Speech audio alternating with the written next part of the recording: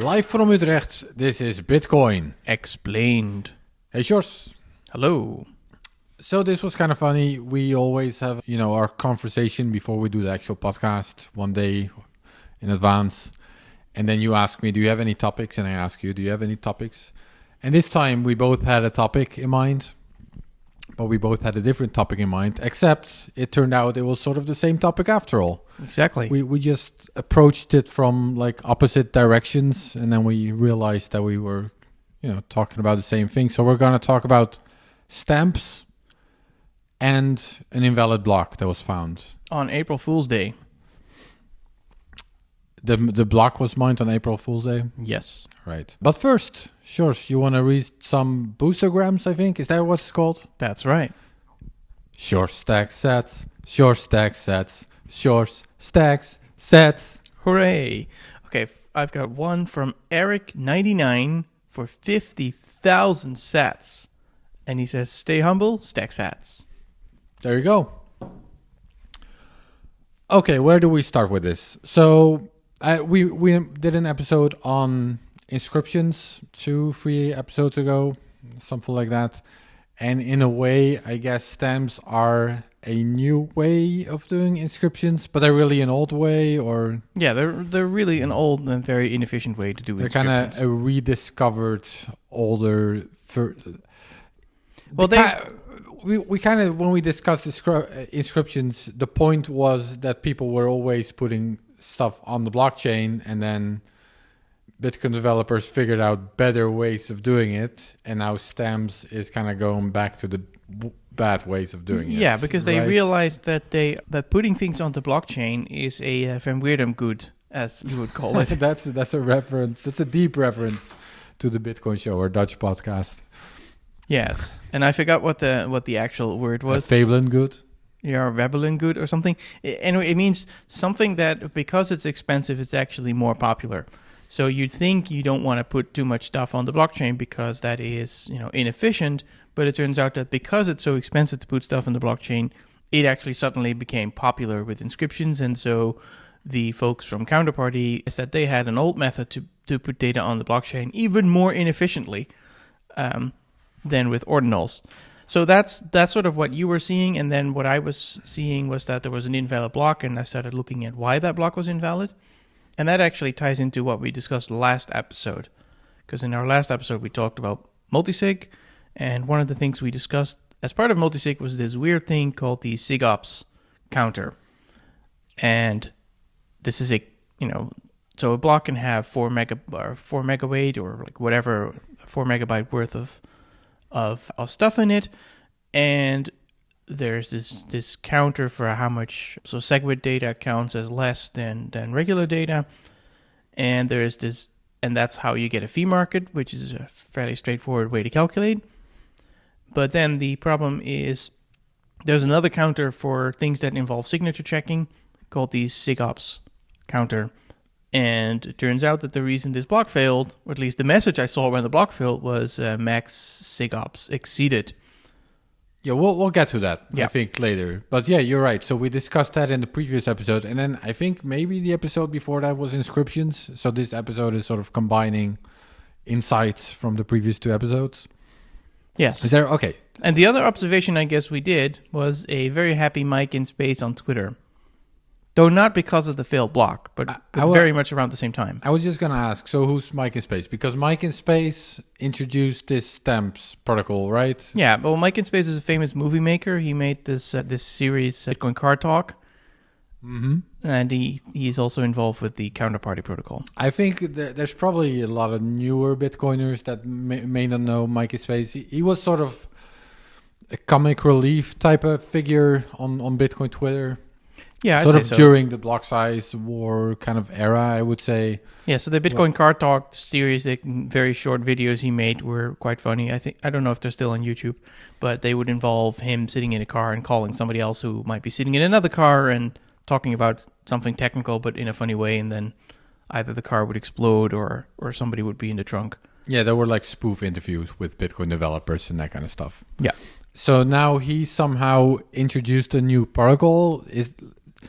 I guess my question to you, or is this serious? I don't because know. we know him as a comedian, basically, right? Is it is it but supposed to be serious? How are we supposed to look at this or think about this? this is always difficult to know, right? Because Counterparty was partly a joke, especially with the Rare Peppy that was being traded.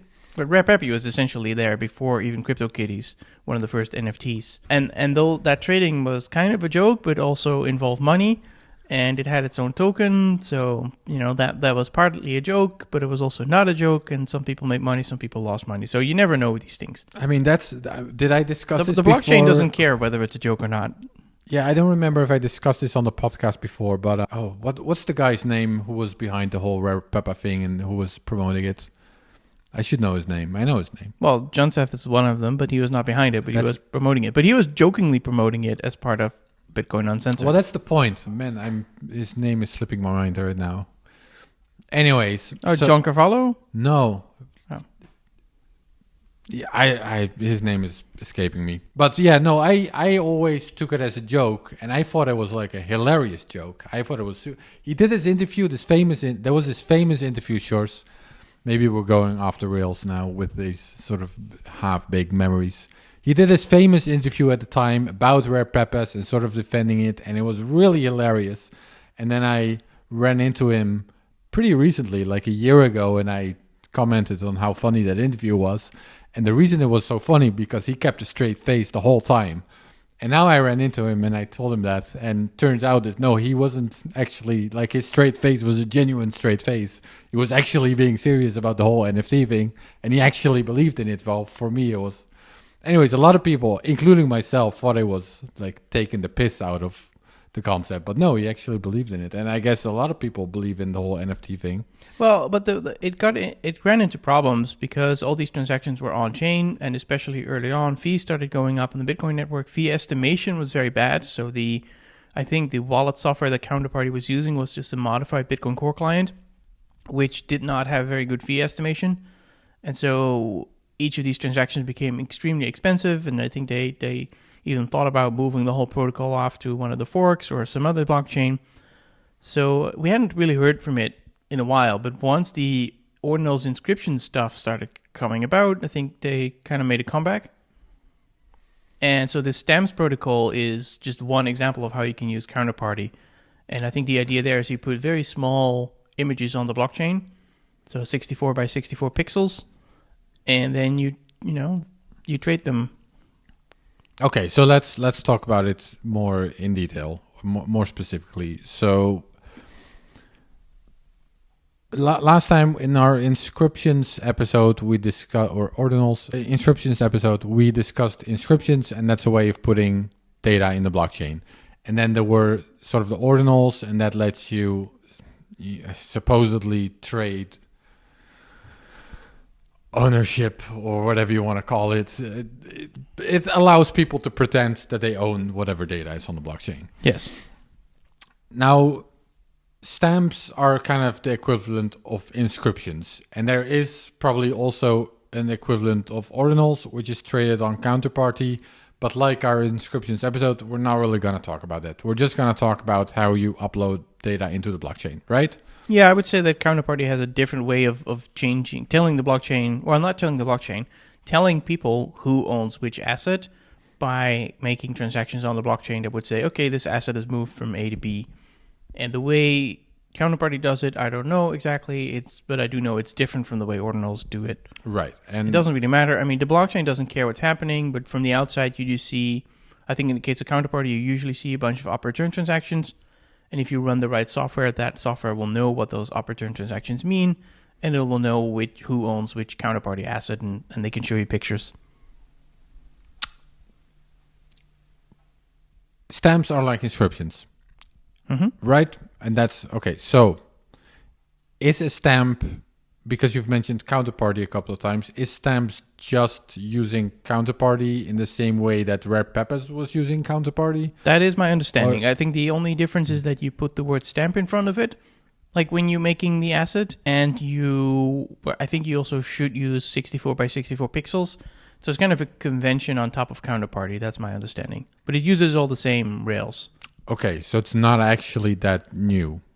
No, I think Well, the new thing is this convention around it that makes it a little bit more similar to how inscriptions work. But I don't think the technology itself is new. Okay, I think there's one new thing about it, and we'll get to that. Okay. But let's just first say how... Sjors, can you explain how it works? Yeah, so basically when you create the asset or whatever it is, you have to put the data on the blockchain. That's hip nowadays. Yes, so how do you put the data on the blockchain? So they do that using... Well, they do it using Counterparty, and Counterparty has different ways of doing it depending on how big the thing is that you want to put in the blockchain. So basically, if it's less than 80 bytes, it'll put op return on the blockchain. But if it's more than 80 byte, it's going to fall back to an older mechanism, which uses fake multi-signature addresses, fake raw or bare multisig. And we described what bare multisig is last week. But basically, it looks to the blockchain, looks like a 1 out of 3 multisig. And the idea is that two of the... and so when you create a multisig address, you have to specify which public keys can spend it. And it turns out that one of those public keys is real. So actually the owner. Well, that's new in stamps, right? Or not? Yes, but it's not new in Counterparty. Oh, okay. So then there's literally nothing new about stamps. Pretty much. Oh, it's just a troll then. I didn't realize it was literally just a troll. Now it sounds like it's just a troll. Well, it sounds like there's a little bit of extra convention around it, but it's basically repurposing what already existed. Okay. All right. Well, I didn't know that. So two of the three signatures, so one of the three public keys is real, so you can actually spend it, and then two of the three are fake. And that means that you get 32 bytes per signature, so you get 64 bytes for each of these multi-sig outputs that you can put real data in. Now, if you have an image that's, say, 200 bytes, you're going to need 4 of these outputs. So you make a transaction that has coins going in, and it has, on the output side, it will have 4 basically UTXOs, each of which have 2 real public keys and 1 real public key and 2 fake public keys, and that's how you're stuffing the data in. So you can put as much data as you want on the blockchain this way. Okay, but we've discussed some of these things before, but let me break it down because you've mentioned a couple different things now. So Counterparty, as a protocol, as a layer 2 protocol for Bitcoin, has several different ways of including data on the blockchain. Now, the first way that people, even before Counterparty, I guess, the first way that people were putting data on the blockchain, I don't know if the first actually, but the first of that I know of was this bare multisig trick, essentially, that you're mentioning. Although probably at first there was not even a single key that was valid, right? I think. Either way. I don't remember. We did an episode called the Op Return Wars a long time ago where I think we explained all the mechanisms. It's possible that they used op return first, then there was a limit in op return, then they thought, okay, then we'll just use multisig. But it's also possible that they started with the multisig from the beginning. Right. Well, it's kind of that episode I was sort of rehashing here. So those would all 3 be fake. So you would have a 3 of 3 multisig, and all 3 public keys would be fake. Right. So there was the bare multisig way of doing it, and then at some point the Bitcoin developer said, all right, use op return, because that way you can prune the data more easily. So Counterparty actually does use the op return, but then if the data doesn't fit within the op return, they fall back to the bare multisig, which is sort of older than using op return. Yes. And that way you can still include as much data as you want. Yes. Okay. So stamps is data, for example, pictures most obviously. And stamps, because they're too big for op return, stamps use Counterparty, they use the Counterparty protocol, but because they're too big for the op return option, they use the bare multisig option. Yes. Okay. And the way they're doing it specifically is they're using, I think you said 1 out of 3 multisig?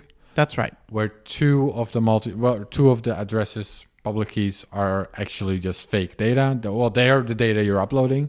There are no actual private keys, so you can't spend from these 2 public keys.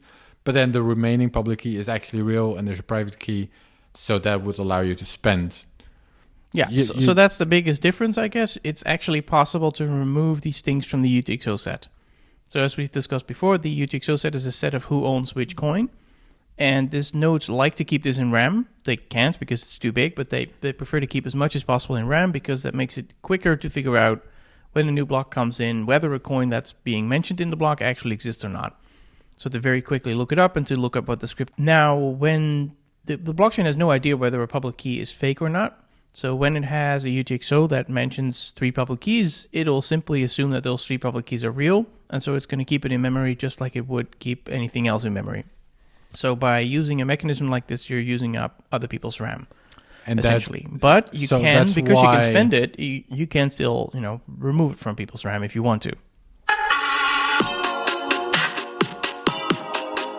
Yo, what is going on, guys? We are proud to have Voltage as a sponsor of this episode. How many of you developers out there have wanted a streamlined infrastructure provider for your particular project? Well, I'll tell you what, Voltage is the Bitcoin infrastructure provider you have been looking for that makes building on Bitcoin quick and easy, whether it's Bitcoin nodes, Lightning nodes, BTC Pay, and so much more. But don't take it from me. Just ask the guys over at Amboss, Sphinx, Podcast Index, and Thunder Games, and so many others that you guys already know and love.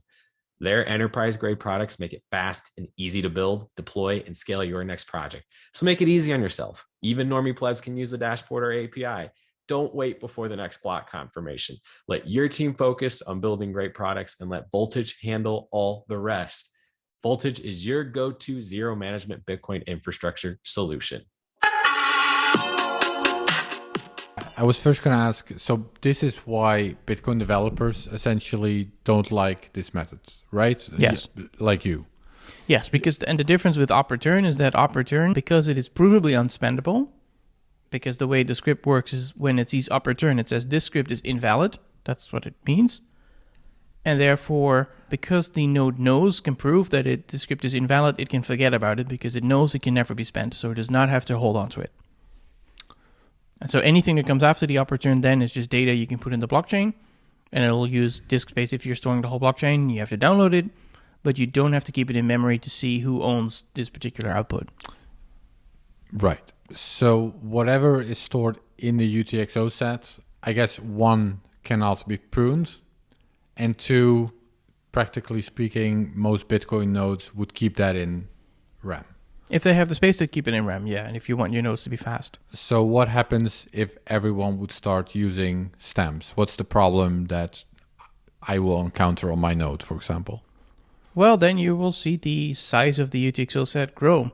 And it's been remarkably stable, so it seems to have reached, when you're keeping it in memory on your node, it might peak at about 12 or 13 gigabytes. And then, I think that was a few years ago, and then it goes down a bit, but yeah, it's been around that space for a few years. Now, if everybody starts using stamps and that's the only thing going on in the blockchain, this thing can grow quite fast. And then what? I think it's like tens of gigabytes a year or something. It basically means it will require more of my computer's resources to run a node. My computer will get slower if I want to do other stuff. That's basically the problem here. Yeah, pretty much. Is there a benefit?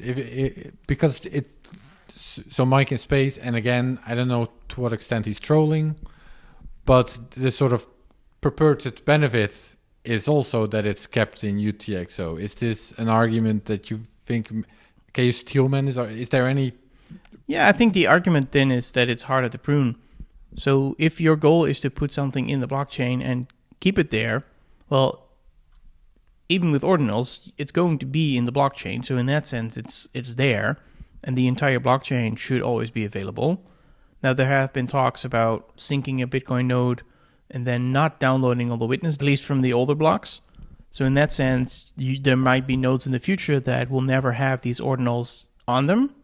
And that, from the ordinal point of view, is considered a good thing. It's like a way to not waste resources. Wait, from whose point of view? From the ordinals folks' point of view. They're trying not to waste resources beyond what they need. Well, but they do want the data to exist on the blockchain, right? Yeah, it exists on the blockchain, but nodes don't have to download that part of the blockchain, at least if they're pruning. So there's like a special case if you're running a node that's going to prune things and you use the assume valid block, then you can skip downloading all the witness data. Now, this is a couple of things we talked about many episodes ago. But yeah, but I still want to dig a little bit into this, because this does seem to be the main difference between stems and inscriptions. I mean, the way people are talking about inscriptions is this idea that 10,000 years in the future, and there will be, Mars colonies, and when people download the blockchain, they'll still find these original Digbot pics. Yeah, but this is a tricky question, right? And it depends on where these things are. So you could say, well, the UTXO set is sort of the most durable thing because it's the database of who owns what coin. So to be in there sounds possibly as the most durable thing you can do to make sure that everybody running Bitcoin in the future will have your dick pic on their computer in RAM, like ready. Mm-hmm. And then if you're going back from that, when you look at something like ordinals, because the data is pruned, every node that is, because the data is only in the blocks, but not in the UTXO set. Also, we're talking about inscriptions. Yeah. To be specific. Yeah. So when you're talking about inscriptions, the data is inside the blocks, but it is never inside the UTXO set. And so if you're pruning the blocks as a node, so if you're keeping only the most recent 1,000 blocks, eventually you throw these ordinals away, so they're not going to be on your disk anymore. And further than that... Let me ask you a more specific question, which is more to the point. Is there a potential future where inscriptions that are included in the blockchain today are not available in the future, while Bitcoin is still working and running just fine? That depends very much on your definition of just fine and what you're willing to tolerate. So there is a possible future where you could say, hey, you know what? We're not going to sync from the Genesis block, or at least, you could, if you wanted to, you could sync all the way from the Genesis block 50,000 years in the past and all the way through. But maybe most people have decided, you know what? We're only going to sync the last 100 years. And that could lead to a situation where one day, all you have is the last 100 years and nobody has the actual blockchain all the way back to the 21st century. Right, exactly. But even in that world... In that world, you'd still have this thing in your UTXO set. Because that's not going to go away. Now you're going to stamps. Okay. Even in that world, we would know that there's only 21 million coins, right? Yes, you can see the total supply. Yeah, the only thing we wouldn't know for sure is if any coins have been stolen over 100 years ago. Exactly. Okay, so that actually sounds to me like that's a feasible past. That's a feasible future. Yeah, although it could still create lots of conspiracies, right? Because you might have this really rich family and you would say, well, we know that 5 generations ago you guys stole Bitcoin, but nobody can prove it anymore because you killed everybody who still had the blockchain. And so it could still lead to controversy, but it's a plausible future at least. Right, yes. Okay, so that's a plausible future. Okay, now let's go to stamps. So how does this is the claim that it's better to store in UTXO for this reason? For example, is there? I mean, so I now you're can't steel manning it. So is this actually a good steel man? Yeah, this would be the argument, and we'll get later to why this doesn't work either. But at least it's plausible that in this case, people still have to keep the list of who owns which coin. Who owns which coin has to be kept by nodes in some way, either in memory or on disk. Because you never know if it ever gets spent. Yeah. Especially with the way they're doing it now, because it is actually one of the keys is valid.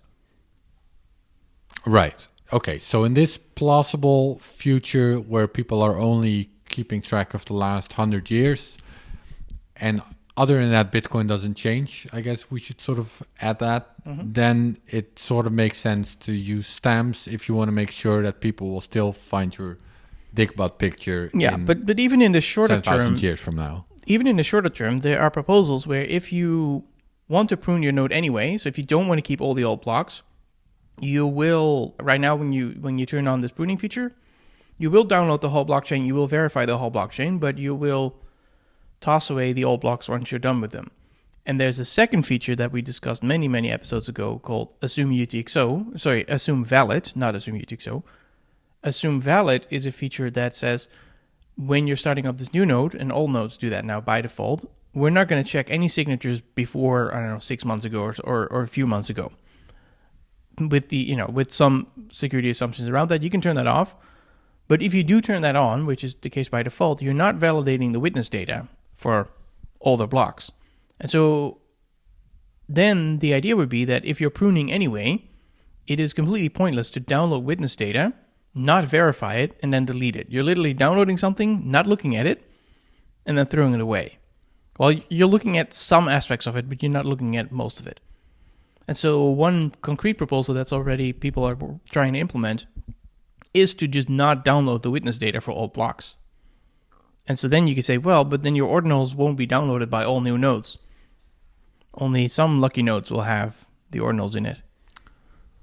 Which is a good thing if you're trying not to waste people's resources, but it's a bad thing if you somehow want to be stored. Your point being that it might not only, like the stamps argument, if we're steelmanning it, doesn't only make sense 10,000 years into the future when people are only downloading the last 100 years. It might actually make sense in a couple of years in the future when people are not downloading witnesses that are older than 6 months. Yes. Right? That's the steelman. Exactly. They will still be around because nobody's going to delete the blockchain, and there's very good reasons why you want to make sure that the blockchain stays in existence and is widely available. But that might be their worry. All right, so that's the steelman for stamps. Now it's not a straw man, I think. It's a legitimate... We're going to melt... It's also not a concern, but does this... I just want to question, does this steelman really hold up? Well, I would describe this phenomena as Utreexo accelerationism, if we want to give it a name. Right, I was thinking. Really, this problem that we want to keep track of who owns which coins. This has been known to be a problem that does not have a limit, because there could be an infinite number of coins, and every year tens of gigabytes of new coins could be created that people have to keep track of. Even if it's on a disk at some point, if you have 200 gigabytes of things, you can't prune it, and it can grow forever. So something that cannot be pruned and can grow forever is bad, generally. And so there is a solution to that problem, which is called Utreexo, which we did a whole episode on 2 years ago. Yeah. What's the episode number? I don't know, but just look for Utreexo. I'm pretty sure it's just called Utreexo. Yeah. So it's a U and then a tree, like in the thing with leaves, and then XO. Right. So Utreexo would be a way to essentially prune the UTXO set, right? That's right. And the short version of it is that instead of every node keeping track of which coin is where, the burden of evidence is sort of turned around. So you're telling, if you want to spend a coin, you need to prove that this coin exists. I'm not going to remember that this coin exists. And there's some mathematical magic there. That means that I, as a node operator, only have to remember like a kilobyte worth of data, bunch of Merkle trees or some other mechanism. And then if you send me a transaction, including a piece of proof, then I can check that this transaction is valid and is spending a coin that exists. So you're basically hiding the whole UTXO set inside a Merkle tree. Yeah. So even if the argument that it's better to put it in the UTXO set is superior because it can't be pruned, even that is not really true because there are solutions to prune the UTXO set, except they're not in Bitcoin yet. No, and I think within the next couple of weeks, there's going to be a demo of this software, so people are working on it, but this would just be a demo.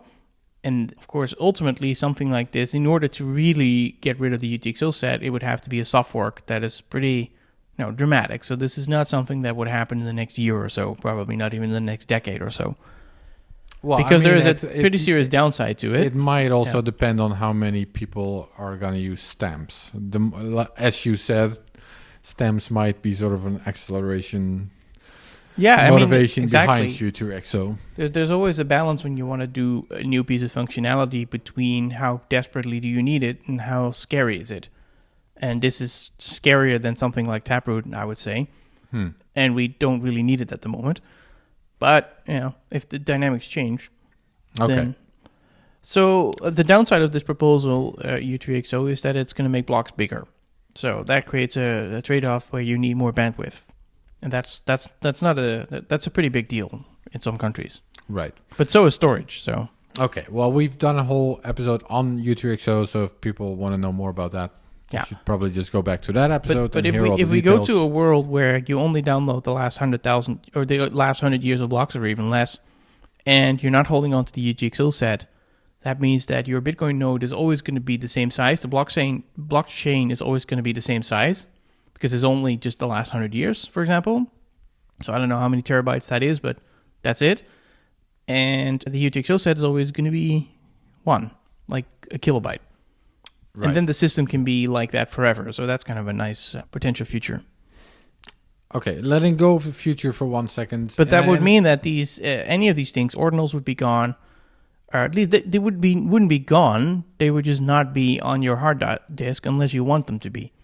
So if you want to reveal them, somebody can give you proof, and they can show that indeed this picture exists on the blockchain in some way that you define existing, but it wouldn't actually be on your disk anymore.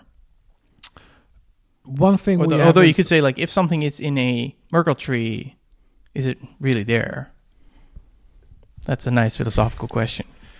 If a Merkle tree falls in the forest. Okay, letting go of the future for 1 second. One thing we haven't mentioned, I think, is just the difference in cost between stamps and inscriptions. And essentially, inscriptions are a lot cheaper, right? Because inscriptions use the SegWit discount, which we discussed in our inscriptions. Yeah, they are cheaper in 2 ways, exactly. They use the SegWit discount, so that makes them a factor 4 cheaper. Well, in 3 ways, I guess. I think they're also cheaper because they use like the transaction itself more efficiently. Like, it's not because you're not adding this third multisig key for every output.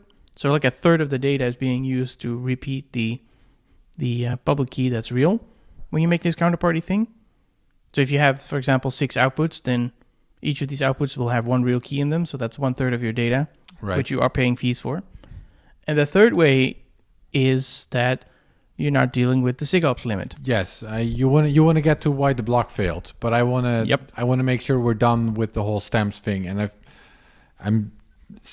it's been a bit all over the place with the pros and the cons and the comparisons, but one thing we sort of mentioned, but it's worth repeating, is that a potential kind of benefit of stamps is that they can also be removed, spent, right? Yeah, that's using that one valid key. Yeah, so if you use that one valid key to actually spend the funds that were in there, then the UTXO set disappears again. The stamp disappears from the UTXO set, right? Yes, which is the same for the ordinals.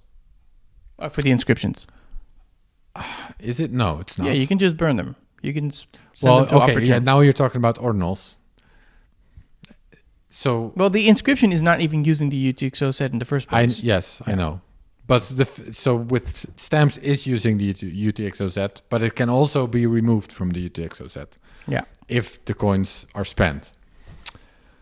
Right? I think there was one more thing I wanted to say about this. Oh yeah, so that's kind of, I don't know if it's funny or interesting or dumb or all of the above, but it also means that you can create a stamp and then I can sell the stamp to you. Well, I mean, as dumb as we can pretend that I sold the stamp to you by sending you a counterparty transaction, but then afterwards, since I have the private key that can remove the stamp from the UTXO set, I can still remove it, even though. So this part, I'm not sure whether that's true. It could be. It could be that you're transferring everything, but then I guess then you would have to rebroadcast the whole picture. That would be really inefficient. So yeah, I'm guessing you can, as the original creator, remove it from the UTXO set, not as the current owner. As far as I understand, yes, exactly. Yeah. So that's we both immediately thought of the Banksy painting, which would be the equivalent. So you sell it and then you destroy it. Yeah. Okay, I know you really, really want to get to the invalid block. First of all, Sjors, give us your expert opinion. What should people use, inscriptions or stamps? Neither. Well, pick one though. You got to pick one. People are desperate to upload their digbats onto the blockchain. No, I can't see into the mind. Which protocols should they use? I can't see into the mind of why they would want to do this, so I can't make that choice for them. We've explained the differences. It does actually, before we get to the block, raise one other issue or one discussion that's been renewed now. That even happened with ordinals. With inscriptions. The discussion is we have a limit on op return, right, for 80 bytes. Mm-hmm. And the question is, in the mempool, and the question is, should we just get rid of that limit because, or at least increase it to something really large for 2 reasons. One is that these ordinals are getting around that limit anyway, or these inscriptions are getting around the limit anyway. And if people do use op return, then at least they're paying 4 times as many fees per byte that they're using. And the other is that then they would maybe stop using these bare multisigs. But they wouldn't, though, because No, they wouldn't. that's apparently the point for them. They want it in the UTXO set. Yeah, and so for That's the that, selling point. yeah, and then they would have to modify the philosophy of Counterparty itself, because as far as I know, Counterparty tries to use the most efficient way to put stuff on the blockchain, and by making these pictures slightly bigger, it has to fall back to the inefficient way. But if we were to raise the upper turn limit, then Counterparty could just always use upper turn, and there would be no reason to use up multisig unless you deliberately run an old version of Counterparty software or something contrived like that. But it sounds like, given the motivations, they might actually do that. I mean, that's the selling point, right? It seems like. Okay, so you want to get to the invalid block desperately. Before we get there, I'll say it. Use inscriptions. Don't use stamps. It's ridiculous. It's more expensive. It's annoying to fill the UTXO set with crap. Please, if you must upload your digbot, use inscriptions. So anyway, Sjors, why was there an invalid block? Well, yes. So on April Fool's Day of all times, F2Pool produced a block that was invalid with the message bad SIGOPS count or something like that. And that means this SIGOPS limit was violated. And as we explained last week, there is this extra limit in the block, not just the size, but the... First of all, how do we know there was an invalid block? If it's invalid, why do we know about it even? Well, if your node sees it, it'll tell you it's invalid. And the reason your node saw it, there could be two reasons for that. One reason could be that, well, you happen to have been connected to the miner. They sent it to you. Or you were connected to somebody evil, and they sent it to you even though they knew it was valid. Or, and this is what happened at least in case of my own node, you received it through a compact block. And I don't think we've done an episode about compact blocks, so we can do that some other time. But the idea of a compact block is to send the block as fast as possible through the network, not wasting as little time as possible while not making it unsafe, basically. And so what you do is when you receive a compact block, you check the header, and if the header has enough work, then you will send on the message. So you send it first, and then you check the block. And that's why that block would have been spread. Okay. There's more to compact blocks, but that's the most important aspect of it here. Okay, so that's why we know, or at least that's why you know. No, it was posted probably in message forums and stuff, right? People know about this block. I mean, I didn't, but... Yeah, there's the other way you would find out about the block is you read about it, and some people have posted the full block, so you can download it and send it to your own node and see what your node thinks of it. Okay, so there was an invalid block, and you mentioned the SIG up limit was reached. Is that what you said? Yeah, so as we explained last week, when you use raw multisig, what happens is that it counts as 20 SIGOPs. So there's this counter called the SIGOPs counter, and each raw multisig counts as 20 of these units. We'll just call them units. Yep. And, well, with SegWit, that was multiplied by 4, but then the maximum was also multiplied by 4, so we can kind of ignore that. We can just say it counts as 20 points, whereas a normal single signature transaction counts as 1 point. So even if you're only using a one-of-one multisig, you're still using those 20 points. So Right. these counterparty transactions are using 20 points for each output. So not for each transaction, but for each output. And there's 20,000 points to a block. That's the limit. So you can have 1,000 of these things in there. Now, Yeah, go on. Yeah, we looked today. We looked at one example of these counterparty transactions, and we saw it was creating 6 outputs for like a tiny picture. And so that is 6 times 20 is 120 SIGOPs. So that means there can be less than 200 Yeah, of these pictures in a block. Exactly. Yeah, Yep. It's never a good idea to do math live, right? But I'm saying that's right, I think. Yeah, I think so. Less than 200 per block. Right. Yep. So, and that's what happened. So there were more. Were there more than 200? So this is stamps? the tricky part. I've been trying today and yesterday to figure out exactly how many of these SIGOPS points were used, because Bitcoin Core won't tell you. The only thing Bitcoin Core will do is it'll count them internally, and when there's too many, it says too many, and it stops counting. So it doesn't give you the total, doesn't say where they are. Now you can use other tools to try and figure that out, and I'm not super good at those tools. So anyway, I've been counting. I think the highest number I was able to get at was with the SegWit counting, which is 4 times the limit. I got 79,828 in total, which is less than 80,000, which means I'm counting something wrong. Can you repeat that? 79,828 points. Wait, wasn't the limit? Well, with SegWit, 20,000? with SegWit, the limit is 80,000. So, and then you have to multiply by 4 the punishment. But if I look only at those upper turn transactions, those bare multisig transactions, then I find how many? 890 bare multisig transactions. So that's not the number of assets, because you probably have to divide by 5 or 6, depending on how big they are. Mm-hmm. But that's pretty close to the limit, right? Because they count, in SegWit, they count as 20 times 4, basically. So you get 71,000 points just for all this counterparty stuff. I'm saying counterparty stuff, there might be somebody else using bare multisig, but I'm just going to assume it was only the counterparty people. Right. So 71,000 out of 80,000 was already used for this counterparty stuff. And then, of course, there's other transactions out there that also count. So in short, this block was invalid because people were stamping too much. That's what it sort of sounds like. If a miner is configured correctly, it won't produce an invalid block. It will simply just not include all the pictures. It has to decide what to throw out. So of course. Ideally, when you create a block as a miner, you just want to look at the highest fees and sort them from high to low. But unfortunately, when all these pictures are in there, you really need to make sure that you're taking into account that you don't go over this limit. And Bitcoin Core will do that for you if you let it construct a block. And some miners probably use Bitcoin Core to create the block, but other miners think they can do it more efficiently, and they might be correct about that. So, but then if you do it wrong, then you could produce an invalid block. So usually, you just mentioned, usually when you're constructing a block, you're just filling the block as full as possible with as many fees as possible. Yeah, and that itself is also a non-trivial problem, but at least it's like a one variable. But keep in mind that you can have transactions that are groups, like clusters of transactions, Sure. and so you can't arbitrarily remove things from a group because there has to be a chain, like it has to be complete. So the actual puzzle of finding the most economically efficient block is non-trivial. Yes, But it's made very, very non-trivial because of the SIG-ops limit. Yeah, this sounds like there needs to be another limit being weighed in when calculating fees. So you might need...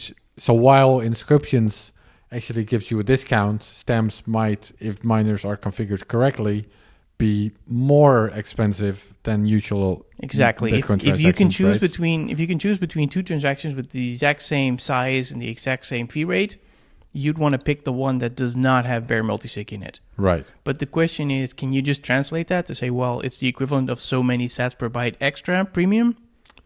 I don't think it's that simple. I mean, and my guess is Bitcoin Core internally uses some like heuristic to make it expensive enough so it never goes over the limit.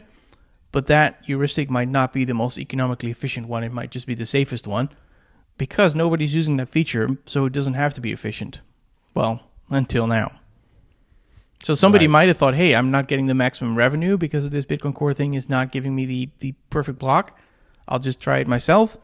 And then they might have done that, they might have started doing that just after the first hype around Counterparty died out. So they didn't really take that into account. And then it went we're perfectly fine for 4 years. And then boom, it blew up. Right. Yeah, what you're saying is this block was not mined with any sort of Bitcoin Core software. No, well, it must have been. And another reason we know to that, some extent, right? I don't know how miners produce their blocks, but the one observation that you can do is you can look at mempool.space and another website called miningpool.observer. Now, it turns out if you go to miningpool.observer, which is one site, what that site does is it actually uses Bitcoin Core to produce a template of a block. So it says, hey, Bitcoin Core, if there was a block right now, what would be in there? And it does that every 10 seconds. And so then it looks at the real block, but unfortunately it didn't look at the invalid block. It looked at the valid block. And then you can see that the valid block looks almost identical to what was in Bitcoin Core. And so that suggests that the miner that produced the valid block was probably using Bitcoin Core because it came to almost the same result.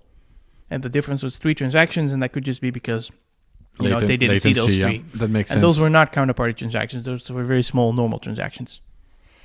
Now, on the other hand, we have pool.space, which has its own way of calculating what would be ideal for a block. And it does not use Bitcoin Core's method of doing it. And so it also compares every 10 seconds or whatever what it expects in a block, and it shows you a really nice graphic nowadays with pink being the color of blocks of transactions that are not included. And then you see lots of big transactions that were not included, and many of these were these counterparty transactions. So what that means is that whatever heuristic mempool.space is using would include these transactions because they are probably paying a very good fee rate. And then it would see, hey, why is the miner not including them? Well, it doesn't know, but of course it's because of the SIG-ops limit. Right. And so probably the miner would have been using an algorithm that's closer to what mempool.space is doing. Not the same code necessarily, but something similar because it makes sense from an economic point of view, but you're ignoring this limit. But ideally, you'd want to have a way to compare the invalid block to what these tools are doing to see what the miner is doing. So in that sense, this new protocol has given us interesting information. It's showing us that some miners use different ways to compose their blocks. Right. Moral of the story. And they have not commented yet on it. So if you're mining blocks, use the SIG-ops limit because retards are uploading dumb images in very inefficient ways on the blockchain. Yeah, and I guess either you want to use the Bitcoin Core way of doing it, but like I said, it may not be the most economically efficient algorithm. I haven't studied it in enough detail. Or if you do roll your own, maybe just don't include bare multisig at all. Just, don't. It's not enough. It's not worth for those few extra satoshis to risk making an invalid block. Or if you do include them, make absolutely sure you don't go over the limit. I mean, that's maybe what CoinNots does, right? I think they don't include bare multisig at all. Luke Dashers. Well, yeah, you can always, if you're a miner and you have a mempool, presumably, you can configure that mempool to reject whatever you don't like. But there are downsides to doing that. For example, if you rely on compact blocks yourself as a miner, that's going to slow down if your mempool is incomplete. Because compact blocks, which we talked about earlier, you're basically sending a header over to the next peer, or you're sending a hash over to the next peer, and a list of transactions that are included in it. And then you look at that list of transactions, which is like a summary, and any transactions you don't have, you're going to ask from your peer. So that means if the last block did include something you don't like, well, then you won't have those transactions, and you then have to call your peers to get those transactions. All the while you're missing, seconds of revenue, perhaps. Because it might, especially these big ones, could take you a few seconds to download. Yeah. Okay. So it's a very non-trivial thing. Like if you don't want to mine these things, there's a cost to that too. But if you do mine them, there's a cost as well if you make a mistake. Yeah, makes sense. Taproot gets rid of the SIG-ops limit. Taproot gets rid of the SIG-ops. Yeah, so but we have Taproot. Yeah, so Taproot transactions do not count towards this limit. I see. Which means if blocks were only Taproot, this whole problem wouldn't exist. I see. But yeah, you can't make bare multisig Taproot transactions Sjors. Correct. Okay, I think that covered it all. We sort of explained what stamps are and how they compare to inscriptions and why they're much dumber and why the block was invalid. And why it's very hard to count SIG-ops. Well, we didn't say why, but I can tell you it's hard to count SIG-ops. I think it's time to close us off. I think so too. So thank you for listening to Bitcoin Explained.